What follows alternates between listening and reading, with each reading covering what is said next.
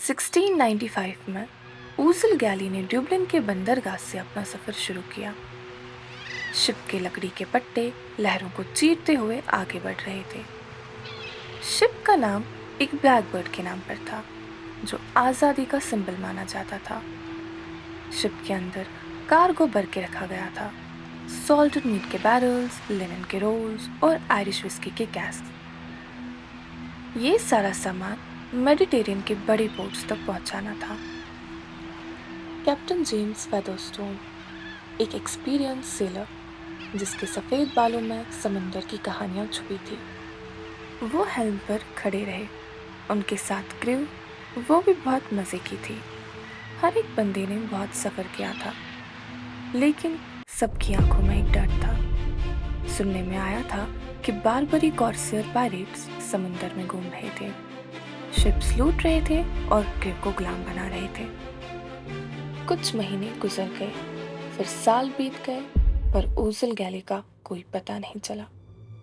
लोगों ने सोचा कि शिप तूफान में डूब गया होगा या पायरेट्स ने कैप्चर कर लिया होगा। आखिर ड्यूब्लिन के मर्चेंट्स ने शिप को लॉस डिक्लेयर कर दिया।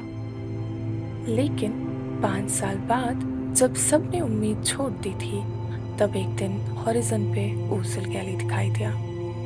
शिप पूरी तरह से टूटी थी, सेल्स फटे हुए थे और हल पे लड़ाई के निशान थे। पोर्ट के लोग अपनी आंखों पे विश्वास नहीं कर पा रहे थे। शिप को डॉक किया और कैप्टन फेदरस्टोन और उनकी क्रू बाहर आए, थके हुए, कमजोर, पर आंखों में एक अलग सी चमक थी। उन्होंने बताया कि उन्हें पायरेट्स ने पकड़ लिया था और नॉर्थ अफ्रीका के स्लेव मार्केट्स में बेच दिया था।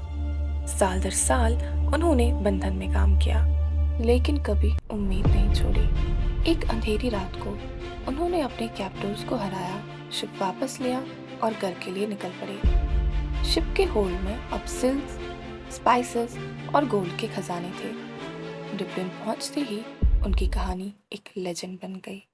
इस कहानी से इंस्पायर होके ड्यूब्लिन के मर्चेंट्स ने ऊज़ल गैली सोसाइटी बनाई, जो ट्रेडर्स के बीच डिस्प्यूट सॉल्व करता था। ये सोसाइटी रेजिलियंस और ऑनेस्टी का सिंबल बनी, जो 200 साल तक चली। लेकिन लोगों में डाउट भी था।